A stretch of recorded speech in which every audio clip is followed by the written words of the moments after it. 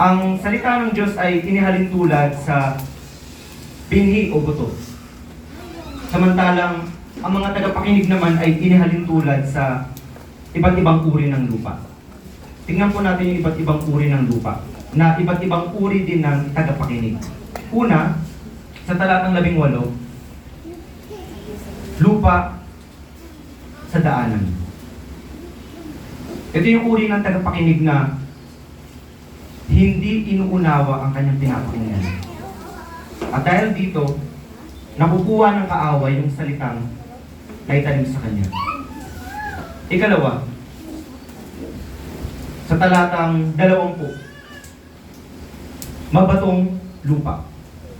Isang uri ng tagapakinig na masayang tinatanggap yung salita, pero hindi tumitimo sa kanya yung kanyang pinapakinggan. At dahil hindi tumimo, hindi nag-ugat, pagdating ng pagsubok, siya ay sumusuko sa pananampalataya. Ikatlo ay yung nasa talatang 22. Lupang merong halamang tinik. Ito yung uri ng tagapakinig na nakikinig, pero maraming kabalisahan sa buhay. Kabalisahan sa sanlibutan. At siya ay nahilig sa kayamanan. At dahil dito, nawala ng puwang sa kanyang puso ang salita ng Diyos. Ang ika-4 ay matatagpuan sa talatang 23. Matabang lupa. Isang tagapakinig na inuunawa ang kanyang pinapakinggan. At dahil dito, siya ay namunga ng hitik. Ulitin po natin yung 4 na yun.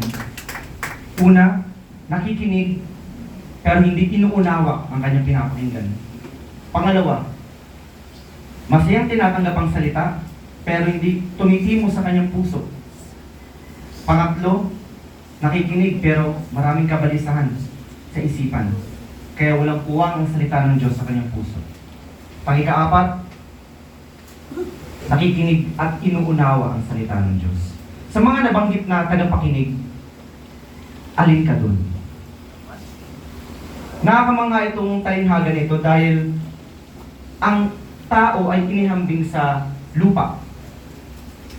Sa Genesis 2:7, nakasaad, pagkatapos, nilikha ng Panginoong Yahweh ang tao mula sa alabok. Hiningan niya sa ilong at ito'y nagkabuhay. Ang tao ay nilikha ng Diyos mula sa alabok, mula sa lupa.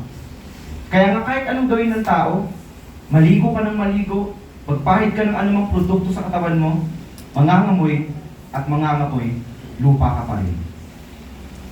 Malinaw sa Biblia, ang Diyos ang lumikha ng lahat ng bagay, kasama tayo doon. Pero ayon sa modern science, hindi. Ang lahat na nakikita natin dito, kasama na tayo, aniya, ay produkto ng laws of physics o nature. Bilyong-bilyong taon na raw ang nakakalipas, nagkaroon ng Big Bang na nagdulot ng malawakang pagsabog. At yung mga bato, isa na doon ng daigdig, ay nagkaroon ng kakaibang proseso. Nagkaroon ng primordial soup, kung saan nagkaroon ng life forms. At ayon sa macroevolution, kaya marami pagkakapareha sa mga nariritong species ay dahil sa common descent.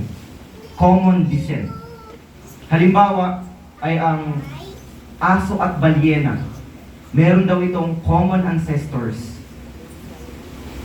Ang unggoy at tao. May common ancestors. Pero bago niyo pagdudahan ang katabi niyo, alam natin ang totoo. Ang Diyos ang lumikha sa atin. Amen. Siya ang lumikha sa atin.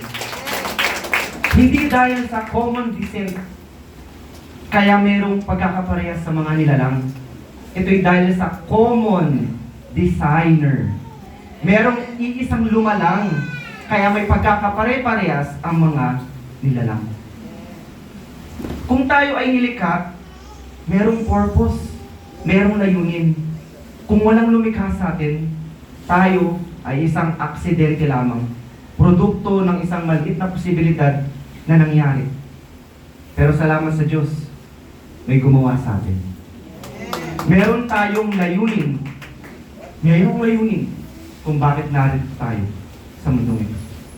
Tayo pong lahat ay manalangin. Panginoon, kami po ay nagpapakumbabang na malapit sa iyo at humihingi ng kapatawaran sa aming mga pagkakasala. Ikaw lamang po ang siyang itinataas namin sa mga oras na ito. Patuloy niyo po aming pagkalooban ng karunungan at kalakasan. Pagnanasa na painggan, unawain ang iyong salita. Ikaw po ang siyang magturo sa amin, Panginoon. Ihanda niyo po ako, gayon din po ang bawat isa. Malaman namin ang iyong kalooban, ang layunin kung bakit niyo kami nilikha.